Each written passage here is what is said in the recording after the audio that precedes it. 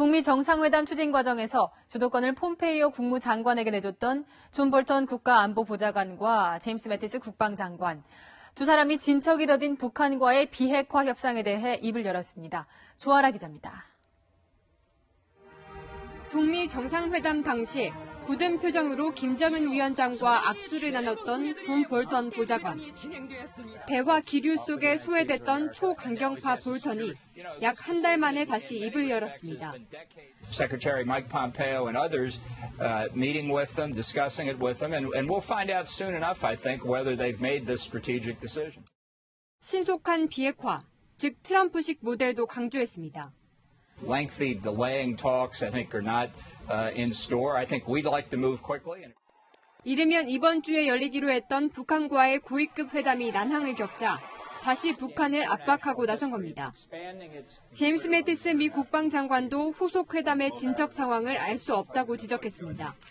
Obviously, at the very front end of the process, the detailed negotiations have not begun. I wouldn't expect that at this point. 매티스 장관은 다음 주 베이징을 거쳐 한국을 방문해 송영무 국방장관과 한미연합훈련 중단 세부 사항을 논의할 예정입니다. 채널A 뉴스 조아라입니다.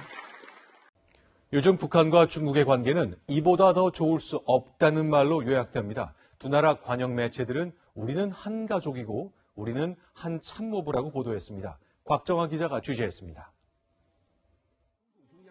시진핑 주석과 평리위안 여사가 김정은 위원장 리설주 여사 부부와 연신 웃으며 악수합니다. 넉 달 만에 벌써 세 번째 만남인데 북한 매체는 혈맹을 넘어서 이제는 가족 같다고 소개합니다. 단란한 가정적 분위기 속에 서로 마주하시고 오찬을 함께 하셨습니다. 이틀 동안 연이은 오찬과 만찬 회담으로 김 위원장과 시 주석은 최소 8시간 이상을 함께 보냈습니다. 특히 김정은 위원장은 북한과 중국은 한 참모부라고 강조합니다. 새로운 미래를 열어나가는 역사적인 여정에서 중국 동지들과 한 참모부에서 긴밀히 협력하고 협동할 것이며 앞으로 비핵화 과정에서 북한과 중국이 함께 전선을 구축해 공조하겠다는 걸 분명히 한 겁니다. 조선중앙통신 역시 단독회동에서 새로운 정세하에 전략 전술 협동을 강화하는 논의가 있었다고 설명했습니다. 북한과 중국은 2인 3각으로 한 몸처럼 움직일 예정인데 앞으로 주한미군 문제나 대미 협상 등 비핵화 셈법은 더욱 복잡해질 전망입니다. 채널A 뉴스 곽정아입니다. 네, 이런 가운데 우리 군은 군사훈련을 중단했죠. 이어서 북한을 자극할 수 있는 표현도 안 쓰기로 했습니다. 그러니까 대량 응징 보복이나 김정은을 노린다는 참수작전 같은 말이 당분간 사라지게 된 겁니다. 최선 기자가 보도합니다. 지난해 하루가 멀다 하고 각종 미사일을 쏘며 위협했던 북한. 공격형 방위 시스템 킬체인과 한국형 미사일 방어 체제 KAMD를 더욱 강화해야 합니다. 무모한 도발에는 강력한 응징으로 맞설 것입니다. 미사일을 쏘기 전에 먼저 파괴하고 날아오면 막은 뒤 대량 응징한다는 것이 우리 군의 기본 개념입니다. 하지만 최근 북한이 태도를 싹 바꿔 전향적으로 나오면서 군의 작전 대응도 뿌리채 흔들리고 있습니다. 청와대는 지난달 공세적 작전 계획이 담긴 국방개혁 2.0에 대해 전면 재검토를 지시했습니다. 최근 한반도 대화 분위기와 맞지 않다는 겁니다.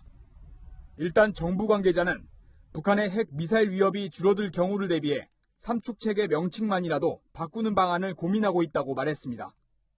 대량 응징 보복이나 참수작전 같은 북한을 자극할 수 있는 단어는 쓰지 않겠다는 겁니다. 여기다 군은 한미연합훈련은 물론 태극연습 같은 단독훈련까지 연기하며 북한 심기 보호를 하고 있습니다.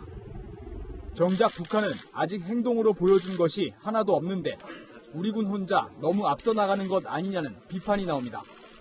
채널A 뉴스 최선입니다. 트럼프 대통령이 6.25 전쟁 때 북한에서 숨진 미군 전사자의 유해 209가 미국에 송환됐다고 주장했습니다.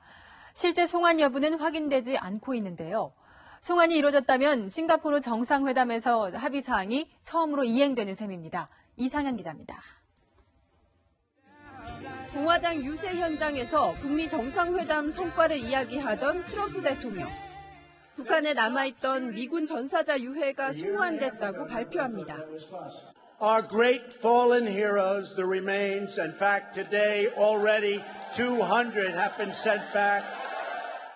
트럼프 대통령의 말이 사실이라면 실제로 송환이 이미 이루어진 것이지만 사실 여부는 확인되지 않았습니다.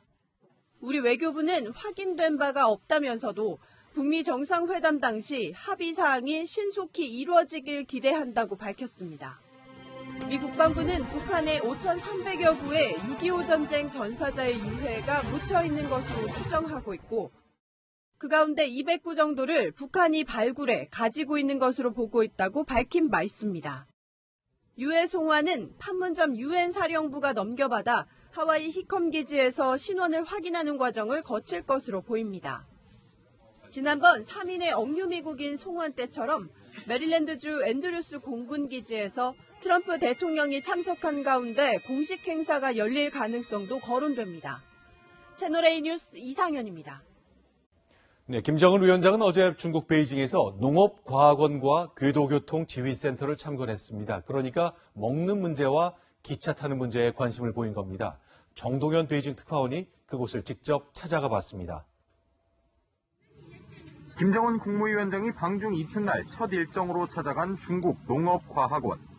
농업 생산 분야의 혁신을 위한 국가연구기관으로 IT 분야와 농업을 접목한 혁신센터 등을 운영하고 있습니다.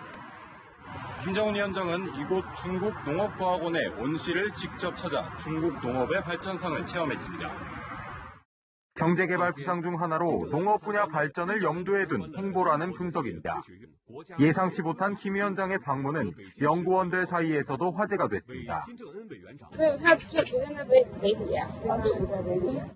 두 번째 참관지인 궤도교통지휘센터는 24시간 베이징 도시철도 상황을 관리 감독하는 곳. 김 위원장은 이곳을 둘러보며 철도 개발 계획을 구상했을 것으로 보입니다. 지휘센터 관계자는 김 위원장의 방문 여부를 묻자 민감한 반응을 보이기도 했습니다.